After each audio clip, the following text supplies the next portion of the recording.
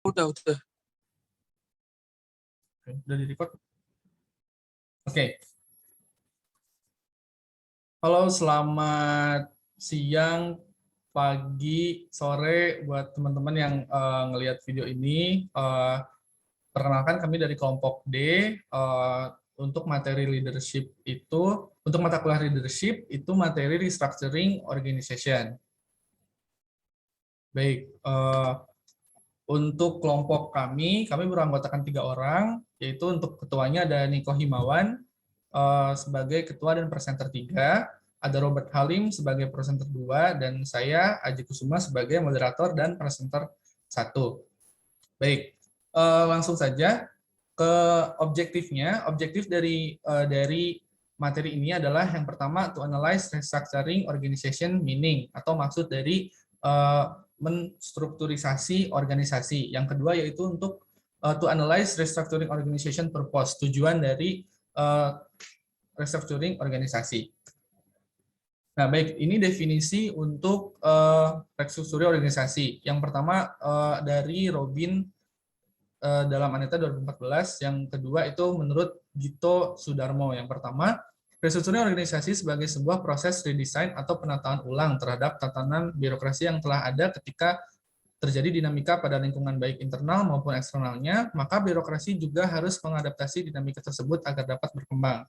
Suatu organisasi berkaitan dengan hubungan yang relatif tetap struktur organisasi berkaitan dengan hubungan yang relatif tetap di antara berbagai tugas yang ada dalam organisasi, di mana proses untuk menciptakan struktur tersebut dan pengambilan keputusan tentang alternatif struktur disebut dengan nama desain organisasi. Itu menurut Gito Sudarmo.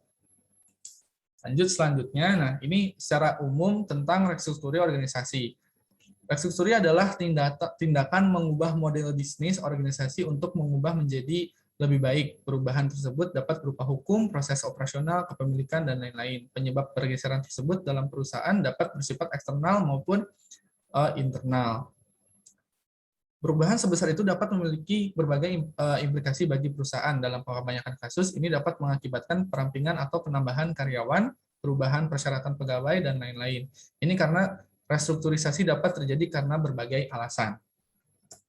Nah, apa saja alasan yang dapat mempengaruhi perubahan atau restrukturasi organisasi? Yang pertama, mengubah lingkungan bisnis. Di sini maksudnya dunia bisnis adalah dan akan selalu menjadi lingkungan yang dinamis, tentu tidak pernah berhenti pada satu titik dan terus berubah seiring berjalannya waktu. Pada waktu-waktu tertentu, beberapa industri dapat mengalami pukulan berat karena faktor eksternal. Misalnya, selama COVID-19, sektor pariwisata dan perhotelan adalah 2 industri yang paling terpukul. Di saat seperti ini, tidak banyak yang bisa dilakukan para pemain selain menanggungnya. Jadi memang ini salah satu contoh paling dekat dengan jurusan kita ya, yaitu perhotelan. Di masa pandemi ini harus dengan legowo menerima bahwa industri ini yang paling terpukul di era pandemi. Yang kedua, metode operasi baru. Seiring berjalannya waktu akan selalu ada masuknya metode baru ke dalam operasi. Ini bisa berupa telekomunikasi, sistem kerja yang baru dan lebih baik, kebijakan karyawan yang lebih baik, munculnya budaya kerja jarak jauh, kemajuan teknologi, dan lain-lain. Bagi sebuah perusahaan sangat penting untuk merespon dan beradaptasi dengan cepat terhadap perubahan ini. Dalam beberapa kasus, perubahan ini mungkin memerlukan restrukturisasi untuk organisasi skala besar. Ini dapat menghasilkan divisi baru, manajer pelaporan, dan lain-lain. Contohnya diberlakukannya WFH, banyak perusahaan menambah tim IT mereka sebagai operator atau teknisi. Nah, yang ketiga, ini adalah arah yang berbeda. Seringkali perbedaan arah mungkin menjadi jawaban atas kinerja bisnis yang buruk. Memahami hal ini, sebagian besar pengusaha mengubah model bisnis mereka dengan harapan profitabilitas yang lebih baik. Sementara beberapa mungkin mengubah produk atau layanan mereka. Yang lain mungkin memilih ruang yang berbeda sama sekali. Kedua pergeseran ini membutuhkan pemikiran ulang tentang bisnis saat ini. Dalam skenario seperti itu, kebutuhan untuk restrukturisasi yang tepat dan sangat penting. Mungkin contohnya adalah hadirnya layanan Shopee Food sekarang di Shopee ya, yang mungkin sebelumnya tuh nggak ada karena sekarang orang banyak butuh makan di rumahnya aja gitu.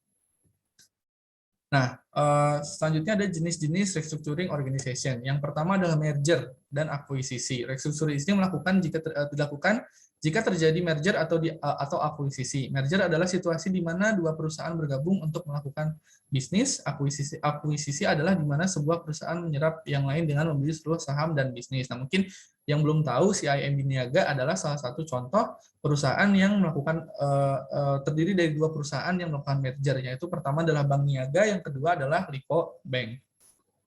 Kedua, restrukturisasi hukum. Restrukturisasi seperti itu terjadi ketika perubahan dalam perusahaan berkaitan dengan norma hukum. Ini dapat berupa perubahan kepemilikan, dokumen bisnis yang sah, perjanjian, dan lain-lain. Contoh, perubahan dari CV ke PT. Yang kedua, keuangan.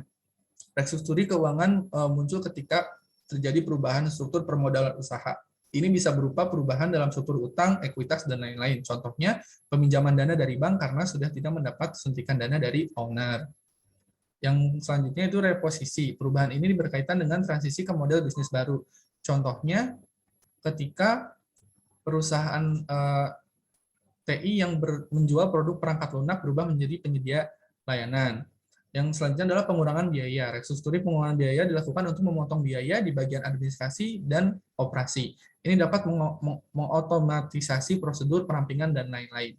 Selanjutnya ada perputaran atau turnaround. Turnaround adalah restructuring sebagian besar perusahaan. Ini melibatkan perubahan di sisi operasi, administrasi, produk, atau layanan. Yang selanjutnya ada divestasi. Divestasi adalah prosedur restrukturisasi di mana perusahaan menjual sebagian bisnis yang berkinerja buruk di pasar. Nah, ada juga yang terakhir yaitu spin-off. Spin-off ini adalah proses restrukturisasi yang digunakan pengusaha untuk mencapai penilaian yang lebih tinggi dari bagian perusahaan. Ini melibatkan membuat bisnis tertentu menjadi perubahan itu sendiri sambil mempertahankan kepemilikannya. Nah, ini ada question part yang akan dijelaskan oleh Saudara Robert. Silakan Saudara Robert.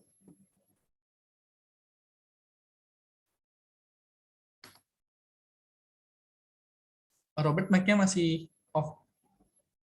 Iya. Ya, maaf.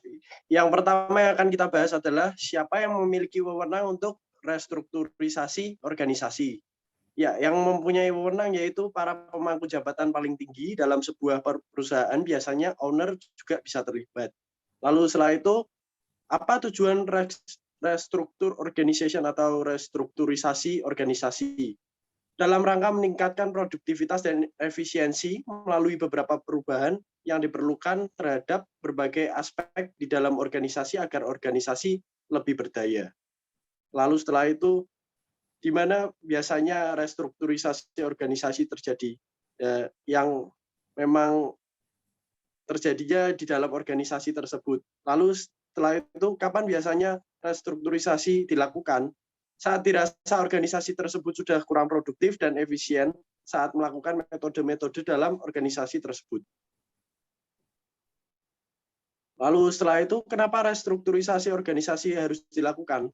Yaitu karena restrukturisasi dibutuhkan untuk meningkatkan efisiensi dan produktivitas suatu organisasi agar organisasi lebih berdaya. Yang terakhir, bagaimana restrukturisasi organisasi terjadi? Dengan merubah beberapa cara yang kurang produktif dan efisien menjadi metode-metode yang lebih produktif dan efisien. Baik, terima kasih untuk Saudara Robert. Selanjutnya ini termasuk ke pengembangan dari materi yang akan disampaikan oleh Saudara Niko.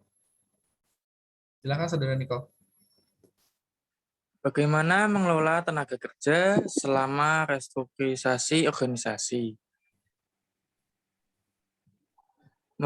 Pertama, kita memahami tenaga kerja perusahaan saat ini. Restrukturisasi terkadang bisa menjadi hal yang sulit bagi tenaga kerja. PHK mendadak tidak pernah mudah, dan hal negatif dapat mempengaruhi kepuasan kerja karyawan yang tersisa juga. Oleh karena itu, perusahaan harus berhati-hati dalam aspek ini untuk menangani tenaga kerja perusahaan dengan baik. Sebelum memutuskan karyawan mana yang akan dipertahankan dan mana yang harus dilepaskan, perusahaan harus terlebih dahulu mengatur strategi dengan benar. Restrukturisasi dapat berarti memasukkan tugas dan tugas baru untuk karyawan perusahaan. Jadi, harus berdasarkan keputusan pada peran pekerjaan baru. 2. Struktur organisasi. Struktur organisasi mendefinisikan peran pekerjaan, ruang lingkup, tanggung jawab karyawan. Sangat penting untuk memiliki struktur definitif, untuk memiliki pemahaman yang jelas tentang pekerjaan setiap orang.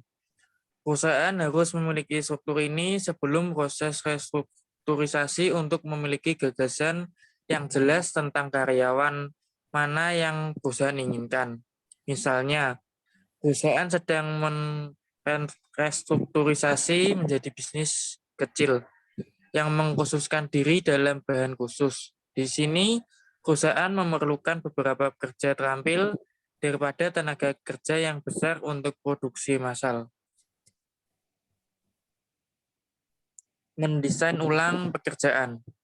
Selain perusahaan menyusun bagan organisasi dengan hati-hati, perusahaan harus mendesain ulang peran dan tanggung jawab sesuai dengan strategi baru.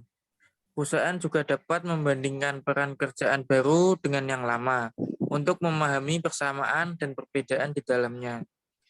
Setelah perusahaan memahami hal ini, perusahaan akan memiliki gagasan yang lebih baik tentang karyawan yang paling cocok dengan peran kerjaan tersebut.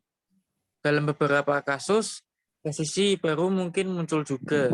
Di sini, perusahaan dapat mempertimbangkan untuk mengadakan pelatihan dan pengembangan karyawan untuk meningkatkan tenaga kerja, alih-alih memperoleh staf kerja baru.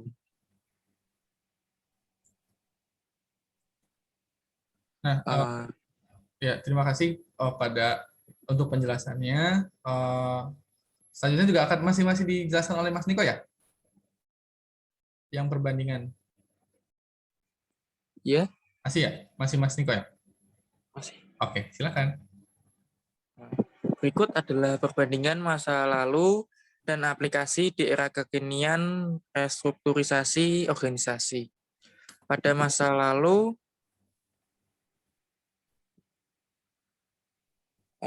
sedangkan di masa lalu sebelum pandemik, restruktur dilakukan ketika sebuah perusahaan dirasa tidak berjalan secara optimal dan menunjukkan sebuah proses yang tidak berjalan baik.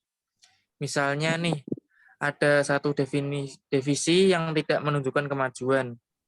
Divisi itu bisa dirubah tanpa harus mengurangi jumlah pegawai, karena operasionalnya tidak terpengaruh oleh pandemi. Jika di era kekinian, dalam masa pandemik, ini restruktur organisasi oleh dalam menyesuaikan operasionalnya. Contohnya, di sektor pariwisata, khususnya perhotelan. Banyak perubahan yang terjadi khususnya tentang kepegawaian. Contoh, banyak karyawan yang dirumahkan dan struktur organisasi yang harus mendapat sehingga satu orang merangkap beberapa pekerjaan yang harus ditangani. Hal ini dilakukan demi mempertahankan operasional dan memanfaatkan sumber daya manusia dan menekan kos.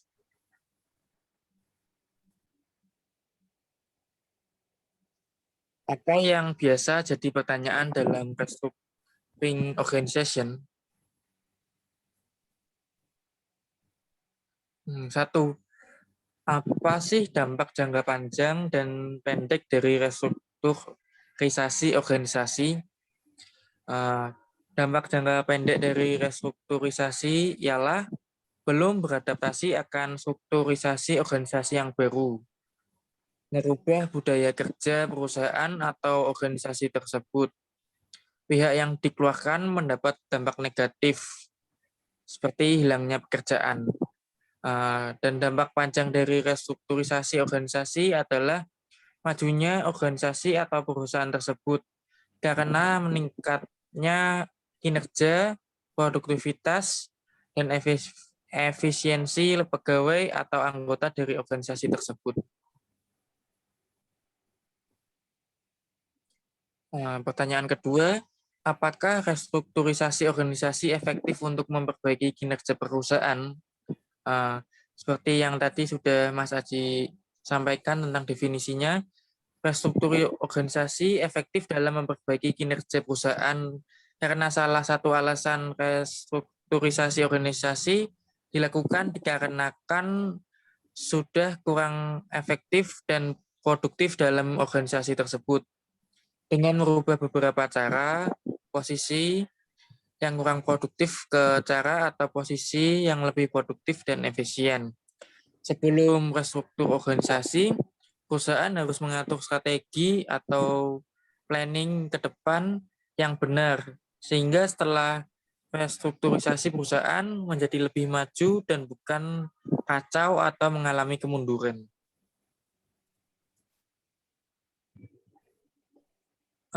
Pertanyaan terakhir, apakah ada pihak yang dirugikan dari restrukturisasi organisasi? Ada pihak yang dirugikan dari restrukturisasi organisasi jika ada pihak yang dikeluarkan. Kalau mungkin pihak tersebut kurang produktif, tetapi mereka membutuhkan sumber pencarian untuk bertahan hidup. Contoh, pengurangan karyawan hotel saat pandemi COVID-19. Tetapi jika tidak melakukan restrukturisasi, kemungkinan perusahaanlah yang akan mengalami kerugian jika dalam jangka panjang tidak ada kemajuan kinerja karyawannya.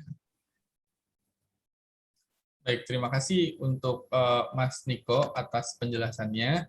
Ini kita sudah sampai di slide terakhir. Berikut referensi yang kami ambil untuk materi restructuring organization. Ada 2 ya, dengan link sebagai berikut. Baik, terima kasih untuk teman-teman atas perhatiannya. Jika ada yang ingin ditanyakan atau misalkan ada tanggapan, ditunggu di forum di Kulino. Semoga materi yang kami sampaikan dapat dipahami dan sehat untuk kita semua. Terima kasih. Kami dari kelompok D pamit undur diri.